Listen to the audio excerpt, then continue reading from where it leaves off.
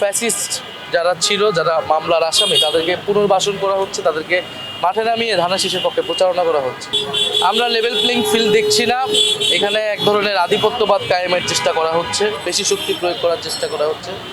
আমাদের banner, festoon, এই banner, festoon, billboard এগুলো ছিঁড়ে ফেলা হচ্ছে, আমাদের কর্মী সমর্থকদেরকে হুমকি দেওয়া হচ্ছে। ফলে এখানে 11 দলের পক্ষে যে জোয়ার তৈরি হয়েছে, এই 11 আসন সহ পুরো বাংলাদেশে, সেটা তারা আতঙ্কিত হয়ে এই ধরনের কাজগুলো করছে।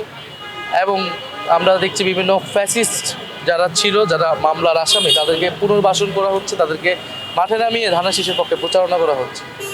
ফলে আমরা এই প্রতিকূলতার মধ্যেও কেবল জনগণের সমর্থন নিয়ে আমরা সামনে এগিয়ে যাচ্ছি। এবং আমরা যদি 12ই ফেব্রুয়ারি কোনো ধরনের পরিকল্পনা থাকে ভোট জোট চুরি করার, জনগণের ভোটাধিকার হরণ করার, সেটা আমরা শক্ত হাতে ঐক্যবদ্ধভাবে সেটা আমরা ইনশাল্লাহ প্রতিহত করব।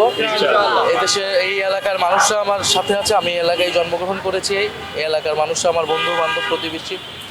ফলে সবাই এটা বলেছে যারা সুষ্ঠু নির্বাচনের পরিবেশ চায়, তারপরে তারা তাদের মতো করে তারা ভোট দেবে। আমাদের কাজ 12ই ফেব্রুয়ারি আমরা সুষ্ঠু পরিবেশ নিশ্চিত করব। বাকিরা তারা কোথায় ভোট দিবে না দেবে এটা অবশ্যই তাদের বিষয়।